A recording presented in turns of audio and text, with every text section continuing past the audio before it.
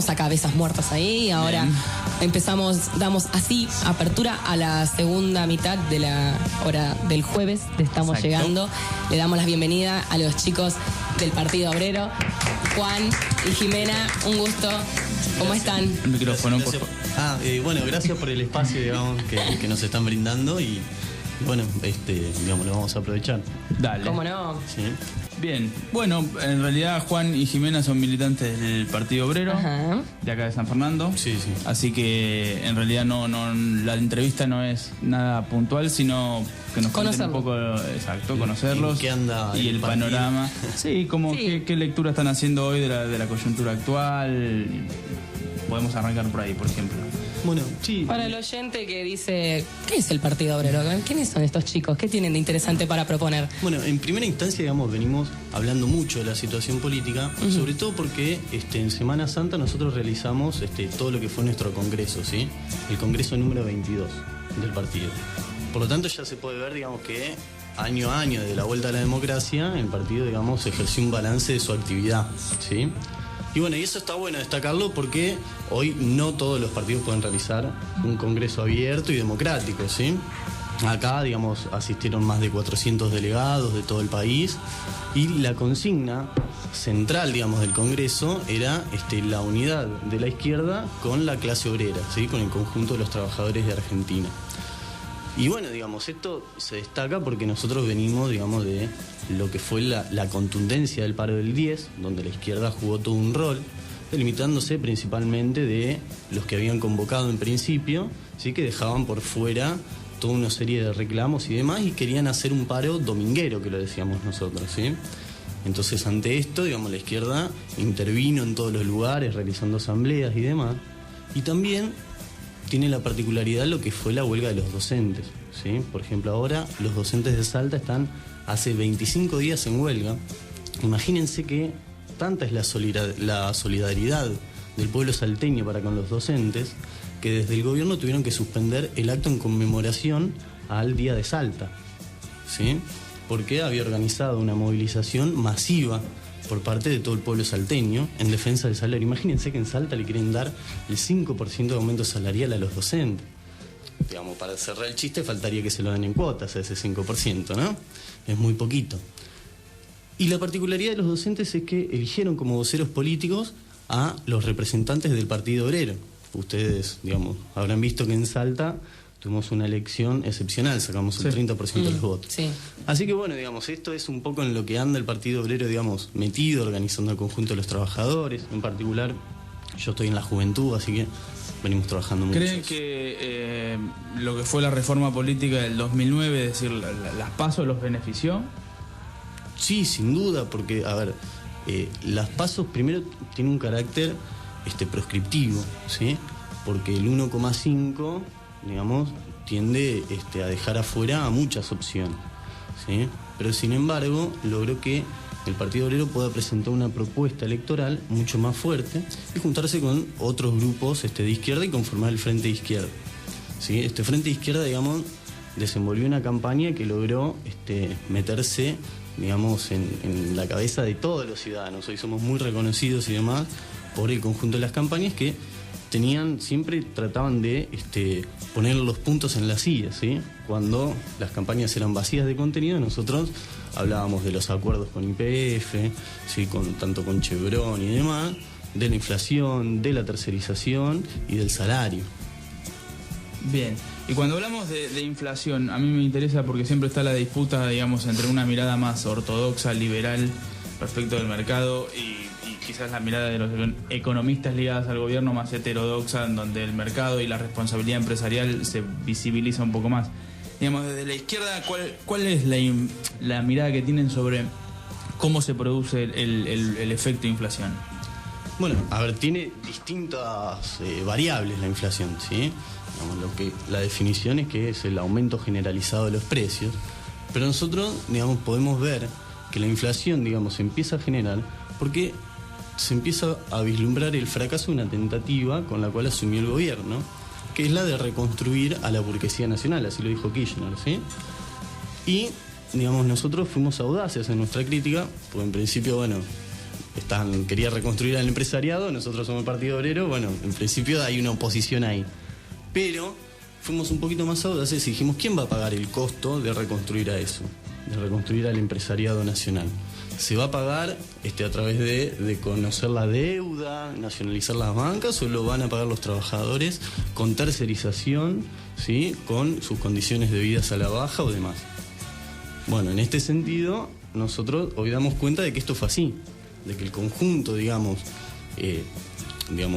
la plata obtenida a través de los commodities y demás sirvió para más o menos estabilizar la economía, pero la Argentina vive un reguero de la tercerización, del trabajo en negro, ¿sí? Y esas son condiciones de vida a la baja.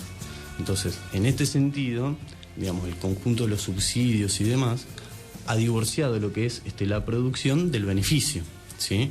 Entonces, el claro ejemplo se ve en los trenes. Cirigliano hoy, obtiene ganancias no por la venta de pasajes, sino por los subsidios. Entonces eso es algo, a corregir, pero ha sido la tentativa, de todo un gobierno, ¿sí? De toda esta década, que tiene, ahora esta salida con un ajuste y demás que se está viendo, ¿no? Sí, para agregar por ahí también un poco más, ¿qué tal? Buenos días. Buenos días. Respecto al problema de la inflación, cuando se venía hablando de la intervención del INDEC, ¿no? Que generalmente, sobre todas las cosas, Elisa Carrió salía a hablar de que había que regular los índices, de ver qué estaba pasando, ¿no? Hablaba de un dato de inflación falso, ¿no? Que nosotros compartimos, o sea, el dato de la inflación era falso, pero en un punto también uno tenía que analizar por qué razón, el gobierno ponía un interventor, ¿no? Dentro de lo que es el INDEC, ¿no? ¿Por qué los índices se estaban tirando, índices que no correspondían, a la realidad de la inflación? Para aclarar, nuestra medición de la inflación es cómo la gente llega a fin de mes, quiere decir, cómo avanzan los precios y cómo vemos que nuestros compañeros, que las personas que hoy están con nosotros, en general la población, nuestras familias, hacen para poder llegar a fin de mes. La realidad, ¿no?, es que esa proporción no tenía nada que ver, con lo que decía el INDEC. Pero en un punto, hablar del INDEC y hablar de poder mostrar los datos oficiales, también marcaba una cuestión respecto al problema de la deuda externa. Se había hecho años atrás lo que era la modificación de lo que es la deuda externa sobre la base de la inflación. Un porcentaje estaba dado de la inflación. Exacto. Entonces, claro, exacto. Por lo tanto, que Carrió pidiera el aumento de la inflación, que Argentina mostrara realmente el índice de inflación, también marcaba que iba a aumentar absolutamente la deuda externa, de manera concreta, ¿no? Por lo tanto, nosotros eso siempre le imprimimos el problema del no pago de la deuda externa.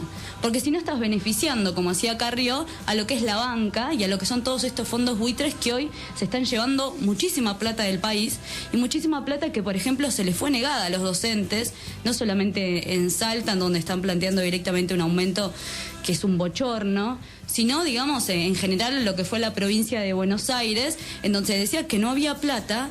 Y cuando estaban pidiendo, no tener un salario de 1.800 pesos, ¿no?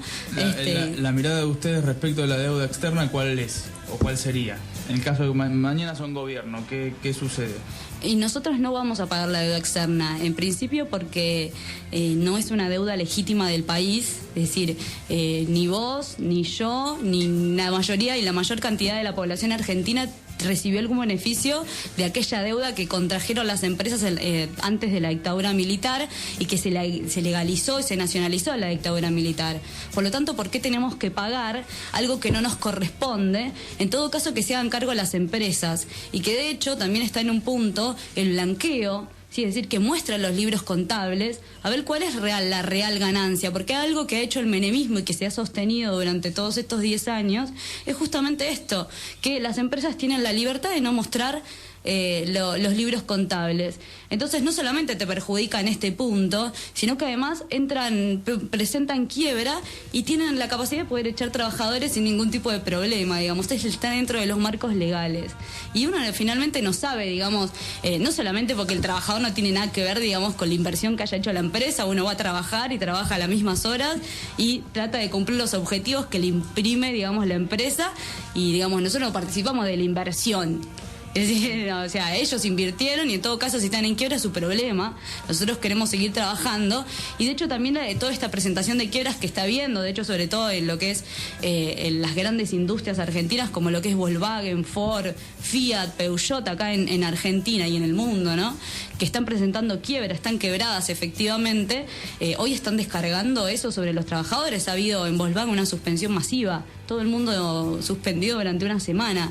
Es muchísimo y está habiendo muchísimos despidos.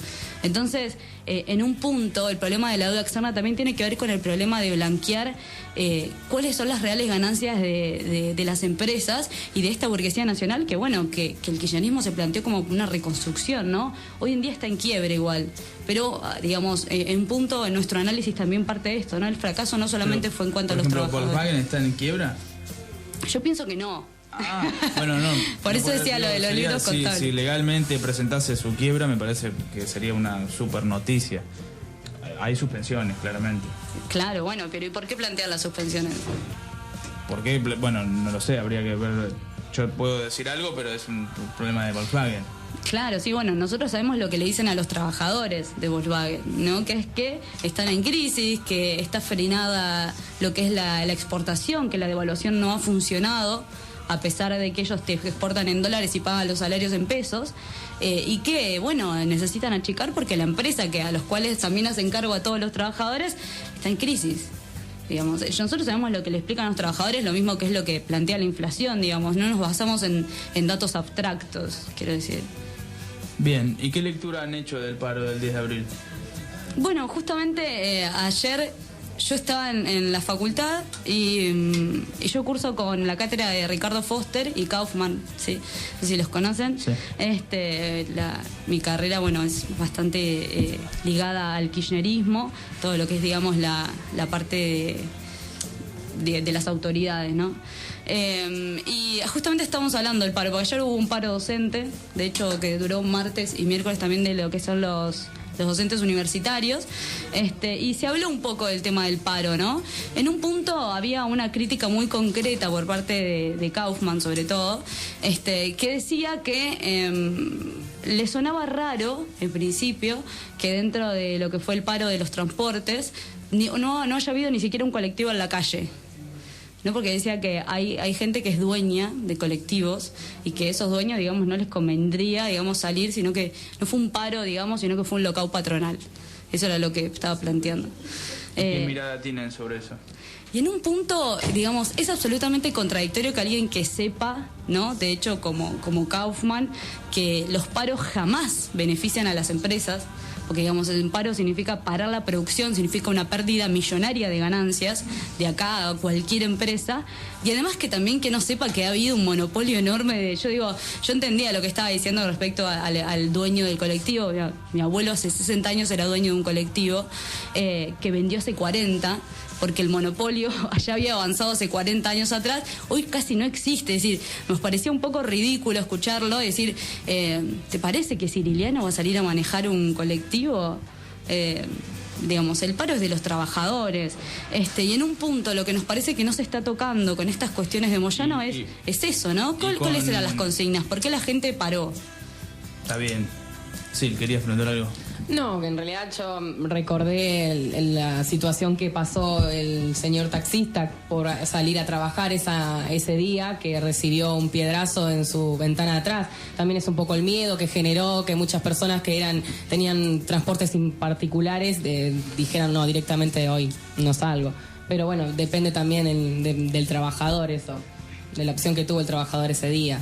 Y claro, es que... Pero con todos, por ejemplo, ¿no? Con el accionar que tuvieron muchos partidos de izquierda de cortar accesos y instalarse en el puente Pueyrredón y demás cuestiones, y con cierto bombardeo incluso de los medios de comunicación previo con que esto va a ser un caos. ¿No creen que hay ya de por sí una disuasión para el trabajador? Una disuasión. En principio... nosotros estuvimos particularmente en el corte de Henry Ford y Panamericana. Nosotros llegamos un poco más tarde, de las 5 de la mañana. A las 5 exactamente entraban los trabajadores de Volkswagen a la planta, y desde Ford entran a las 5 las automotrices. Cuando nosotros llegamos estaba toda la burocracia del ESMATE a la puerta, sí, chicos buenos también, ¿no? Del otro lado de la burocracia sindical. Ellos estaban esperando que la gente entrara. Nosotros todavía no estábamos cortando y hasta las 6 de la mañana no entró nadie a Volkswagen. Y nosotros todavía no estábamos cortando las calles. Y la mayoría de la gente de Volkswagen tiene auto, moto o algún tipo de transporte personal que los pueda acercar. ¿Qué pasó? Digamos, creo que en el punto de estar diciendo que se los obligó a los trabajadores, porque también en un punto es de los dos lados, ¿no? Porque Pedraza, por ejemplo, llamó a estar en contra del paro y esa fue la razón para obligar a todos los compañeros ferroviarios a ir a trabajar sí o sí, ¿no? Se les ponía mi novio ferroviario de acá de los talleres de Victoria, y él tenía que ir a trabajar porque lo estaban obligando.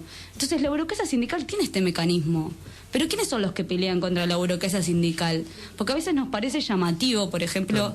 Discúlpame, vos decís que la Unión Ferroviaria obligó a sus trabajadores a trabajar. Por supuesto, no cabe ninguna duda. De hecho, no solamente eso, o sea, Cristina días atrás, antes del paro, salió a decirle a las empresas de los transportes que si paraban les quitaban los subsidios. O sea, ¿qué presión, digamos, para las empresas que la mayor parte de la ganancia viene por parte de los subsidios, a presionar al trabajador para que vaya a trabajar? Porque si no, Cristina le sacaba los subsidios. Esto lo dijo a nivel, digamos, en cadena, quiero decir, estamos hablando fue un pedido muy concreto. Lo mismo que fue a la UI a pedir que no aumentara más del 25%. ¿Eso es una presión o no? Para las empresas, digamos, la presión por parte de la burocracia sindical a los trabajadores es concreta, sucede del lado kirchnerista y del lado contra kirchnerista. ¿Se efectivizó? Porque el paro fue paro, digamos, no hubo trenes funcionando. Bueno, claro. Porque ahí paró lo que es el gremio de la fraternidad. Sí. ¿Sí? El gremio de la fraternidad termina adhiriendo. Hay una cosa más que yo quiero destacar. Acá en este programa la semana pasada estuvo el de la CGT de la zona norte, ¿sí? Y él lo primero que dijo algo muy llamativo. Dijo, Moyano no quería parar. Que este paro fue arrancado por las bases. Con lo cual demuestra que en el conjunto de la clase trabajadora, del movimiento obrero, hay ganas de parar por todas las reivindicaciones que tienen pendientes, ya sea la tercerización, salarios a la baja, ¿sí? Y digamos, el rol que jugó la izquierda fue determinante, porque cambió el eje. Moyano terminaba diciendo, bueno, el problema de la inseguridad y demás, y nosotros pusimos todos los puntos sobre las sillas, ¿sí? Porque planteamos el problema del salario, planteamos un aumento inmediato de 3.000 pesos en contra, digamos, de lo que fue la devaluación, y acrecentó la inflación por eso, ¿sí? Entonces, en este sentido, las asambleas masivas que se realizaron en la fábrica, el plenario del SUNDA, encabezado por la coordinadora sindical clasista, así que son todos los trabajadores que se agrupan a través del Partido Obrero y demás, jugó un rol destacable. Porque el problema de que Moyano no quiere ir a un paro demuestra, digamos, él estuvo en el armado electoral con de Narváez, ¿sí? Y ahora coquetea con Massa. ¿Qué salida quieren Massa y de Narváez? La de un ajuste mayor, la de que las condiciones de vida decaigan aún más, ¿sí?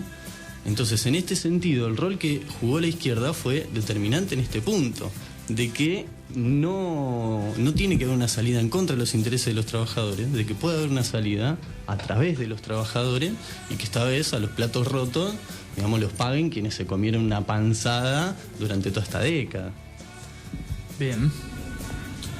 Yo quería preguntarles qué proyectos tenían para contarnos. Sí, mira, nosotros actualmente tenemos varios proyectos. Con el que más estamos haciendo hincapié es en que se prohíban los despidos y las suspensiones, y también de un aumento inmediato de 3.000 pesos, ¿sí? Y el salario elevarlo a lo que es la canasta básica familiar, que hoy está en 9.000 pesos, ¿sí? Desde ya lo estamos trabajando en el conjunto, digamos, de las legislaciones y demás, lo estamos presentando. De hecho, tenemos una asamblea de parlamentarios, ¿sí? Los compañeros que asumieron en distintos lugares se reúnen una vez por mes y elaboran cómo van trabajando todos estos proyectos. Porque si se pone en cuestión el piquete sí, el piquete no. Si se vota un aumento de 3.000 pesos inmediato al salario, se eleva el salario a la canasta básica familiar, ¿sí? Se terminan los piquetes. Porque, y se despiden la suspensión y los despidos.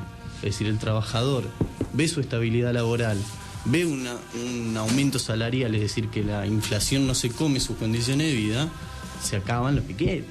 Entonces, la voluntad es política. Y esto lo digo porque el kirchnerismo ha presentado una ley que pretende regular los piquetes. Entonces, imagínense que regular los piquetes es como esconder las cosas bajo la alfombra. ¿Sí? El problema es si damos una salida política o no a estos problemas.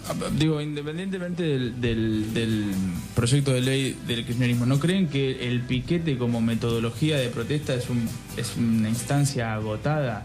Que el piquete en los 90 era la última instancia y que hoy es la primera. Digo, cualquier cosa que quiero hacer, por la duda, primero corto y piqueteo y después veo. No. Pregunto, no, digamos, para llegar a una instancia de piquete se agotan todas las otras. Claro, es que el problema está ahí, digamos. No es que el piquete se da porque que existe un diálogo con las empresas, con el gobierno. Es decir, finalmente los docentes empezaron a discutir, digamos, las paritarias 2 meses antes de hecho lo estaban planteando el año anterior para que se empiecen a discutir las paritarias. Fueron meses de que estaba absolutamente cerrado, que la burocracia obviamente no quería hacer nada y que finalmente se terminaron en paro y tomaron una huelga que casi alcanza los días de lo que fue la huelga con Alfonsín. Y en un punto, digamos, el piquete, lo que es la huelga, ¿no? Es la metodología histórica de los trabajadores para poder llevar adelante sus reivindicaciones que les son negadas por los distintos formas, no tanto de empresa, de gobierno o de los lugares en donde deberían estar acordando derechos, digamos. Cuando nosotros cortamos las vías con Mariano Ferreira, la cortábamos por las tercerizaciones que había y asesinaron a un compañero. Y nadie salió a plantear el problema del piquete ahí. No estaba en cuestión, porque los trabajadores tercerizados fueron a todas las instancias, se movilizaban al Ministerio de Trabajo, presentaron todas las cuestiones legales, porque el trabajo tercerizado es una mentira, es una cosa absolutamente ilegal. Estamos hablando del trabajo precarizado ustedes antes, acerca de este nuevo, digamos, proyecto que se plantea respecto a bajar lo que es el trabajo precario, el trabajo en negro. Y en este país lo que se ha hecho durante todo este tiempo, de hecho, hemos asistido, por ejemplo, a la legalización del trabajo de cartonero, ¿sí? O sea, se contaba como trabajo. La gente no quiere estar ahí.